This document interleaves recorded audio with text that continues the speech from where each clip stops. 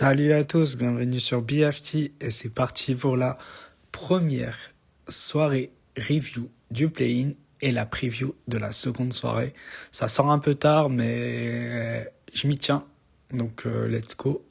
Vidéo NBA, c'est parti. Alors, on va commencer avec le premier match, donc Miami-Charlotte. Et merci Charlotte, merci de nous avoir éliminés. Enfin, on va pouvoir bien travailler, j'espère. Mettre, avec tout le respect, Pat Riley à la retraite golfique à Palm Beach, ou je sais pas. Oui, il va où il veut, il n'y a pas de souci. Mais à un moment, c'est bon, faut arrêter. Avec cette équipe, on va nulle part. Tyler Hero, c'est un joueur moyen. Bam Adebayo, c'est pas une première option et il s'est blessé. Et le geste de la Melo Ball sur Bam Adebayo, c'est dégueulasse. Voilà. Même si la Melo Ball il fait un gros match, on va éviter de parler du 2 sur 16 à 3 points de la Melo Ball, mais c'est terrifiant. Mais il finit avec 30 points, 10 passes. Voilà quoi, il nous a mis la misère. Côté Charlotte, Moussa Diabaté fait un gros match, 8 points, 15 rebonds, un truc comme ça. Brandon Miller, plus de 20 points. C'est vraiment, ça a été un match de fou, par contre. Ça a été serré jusqu'au bout. De notre côté, on a eu Davion Mitchell. J'ai cru que c'était Donovan. Qu'est-ce qui s'est passé? Mais voilà. Mais en fait, c'est des joueurs qui vont pas être réguliers. C'est de base, ces joueurs dans les grosses équipes qui jouent le titre ne sont même pas titulaires, la plupart. Bon, Bam Adebayo, oui. Peut-être Norman Powell, Tyler Hero. Mais le reste, non. C'est pas titulaire du tout. Donc, à un moment, faut qu'on... Cet été, là, il y aura des questions à se poser. Il y aura des trades à faire, je pense. Qu'est-ce qu'on fait? Est-ce qu'on repart à zéro? On essaye de recruter une star? Yanis, il y a 2 ans, je t'aurais dit oui. Maintenant, Yanis, il se blesse un peu trop souvent.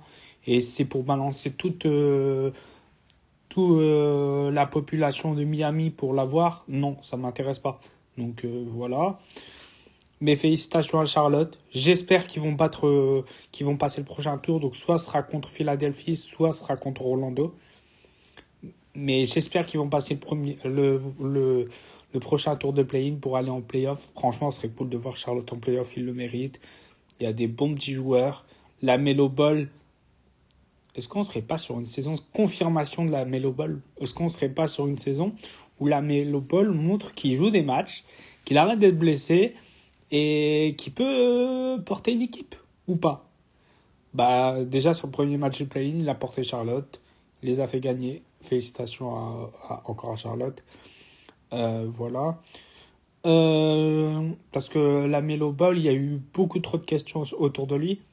Il a été drafté en 2020. On est en 2026 quand même. Ça va faire 6 ans, ça fait 6 ans qu'il est dans la ligue. Donc franchement, ça fait plaisir qu'il enfin réussi à sortir son épingle du jeu. J'ai bien aimé Brandon Miller. Discrètement, on va dans 2 ans, 3 ans, quand il sera au Star, tout le monde va être là, Brandon Miller. Mais fallait être là dès le début. Franchement, ils ont vraiment une équipe sympa, en fait, Charlotte, quand même. Il n'y a pas de joueur que j'aime pas vraiment. Mais félicitations encore à eux. Nous, on devra s'occuper de Miami, du cas de Miami, là, bientôt, parce que, voilà. C'est bon, jouer le play-in tous les ans depuis l'Antéchrist, faut arrêter. Voilà. Deuxième match. Et qu'est-ce que je disais hier dans ma vidéo? C'est qui Dani Avdija? Qui est Avdija? Bah, Avdija, il a fait play-in. Les Suns, vous avez été une surprise toute la saison. 41 points. Il nous a sorti un match de malade. Je crois qu'il a mis 10 points, 14 points dans le 4e carton. Une dinguerie monumentale. Il nous a posé ça. De toute façon, j'ai dit... Donc là, on va se retrouver avec un Spurs Portland. Ouais, soyez prêts, les gars. Oh, le Spurs Portland, ça va pas être aussi facile. Je pense que les Spurs vont gagner. De toute façon, on fera la preview. Mais soyez prêts. Soyez concentrés parce que, waouh, ça va être fort. Franchement, Les gars, je sais que sur ma chaîne, vous êtes beaucoup là pour le foot et que vous n'êtes pas intéressés vraiment par le basket. Branchez-vous basket. Parce que il se passe des dingueries chaque saison. Et je suis objectif, hein, je dis pas ça parce que j'aime bien le basket forcément. Mais chaque saison, je me dis, ouais, la saison prochaine, elle va pas pouvoir être meilleure que la saison passée. Et si, il suffit juste d'un transfert, d'un coach qui saute, ou d'une équipe qui met un gros contrat sur un joueur que t'estimes qu'il ne le mérite pas, c'est fini. Et c'est vraiment plus équilibré que le foot dans le sens où, en fait, tu peux gagner le titre une année et l'année d'après finir dans le fin fond du classement de la ligue. Il suffit juste d'une blessure de ta star, il suffit juste d'un mauvais recrutement ou un truc comme ça, c'est fini. Mais encore félicitations importantes. Par contre, moi je voyais les Suns, ça a été serré jusqu'au bout, 114 à 110. Mais voilà, Portland gagne. Mais gros match Avdija et ça fait plaisir.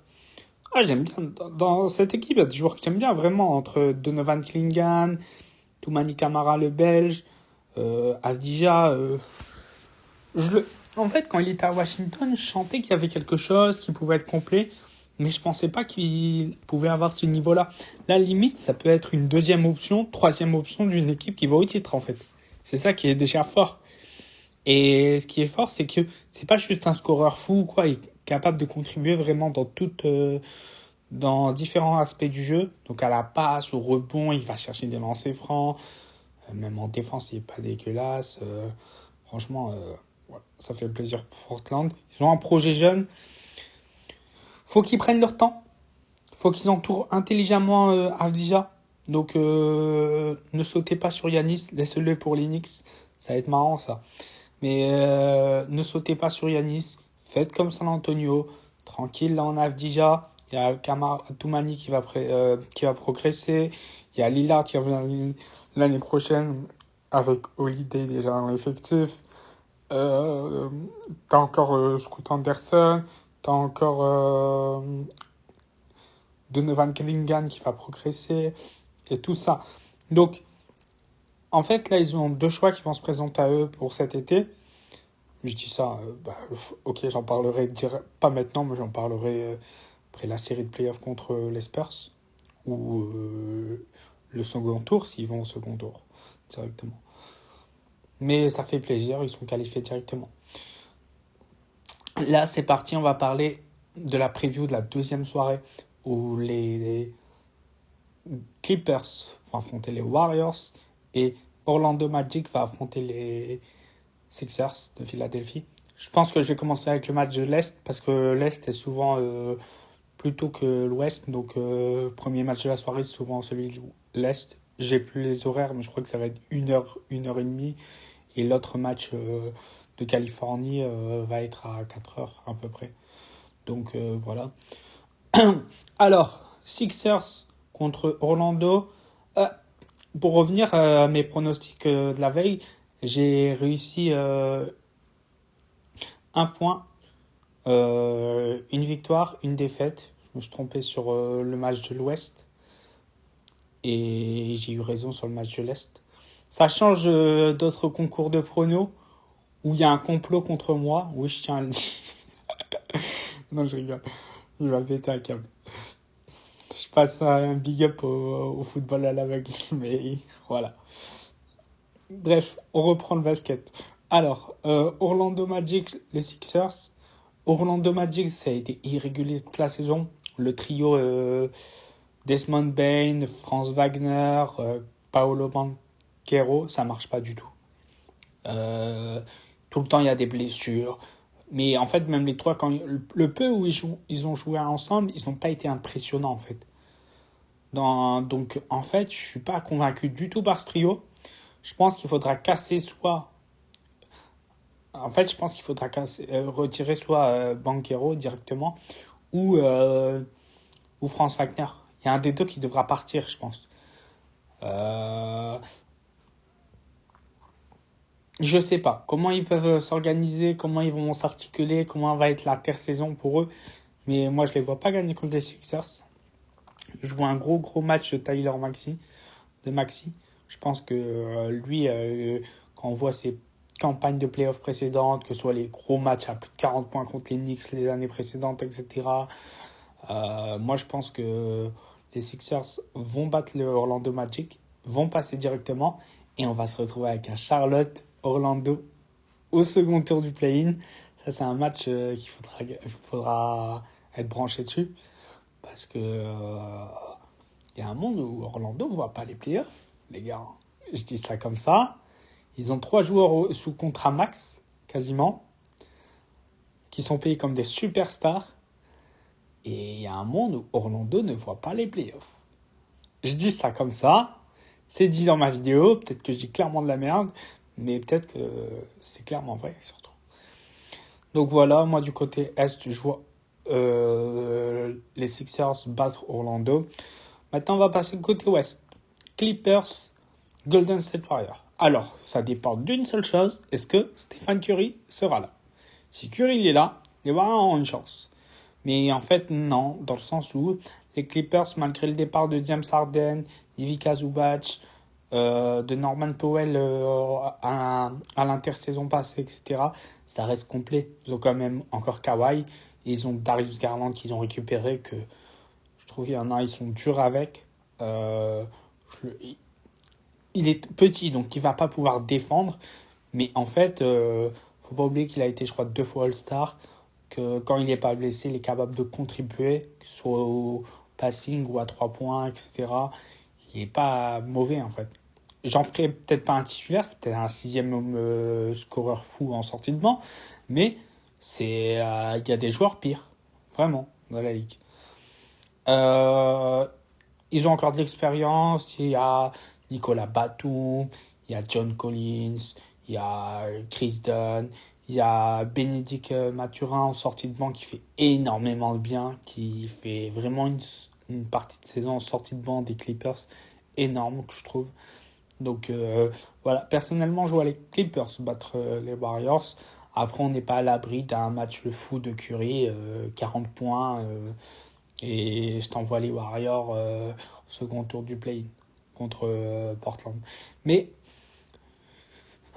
en fait, il y a 2 choses. Si les Warriors battent les Clippers sur un match fou de Curry, etc., derrière les Suns, pardon, Portland, c'est ça qualifié. Derrière les Suns battront les Warriors. Et si les Clippers battent les Warriors, je pense que les Clippers seront capables aussi de prendre les Suns et d'être les derniers qualifiés en playoff et d'aller affronter notre cher Oklahoma City Thunders. Donc voilà. C'est fini, la review de la première soirée, la preview de la seconde. Je reviens demain pour la review de la deuxième soirée et la preview de la troisième soirée, si je ne me trompe pas.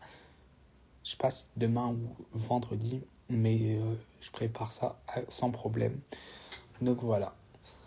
N'hésitez pas à vous abonner, à liker, à commenter pour me dire quel sujet vous voulez que j'aborde dans le basket.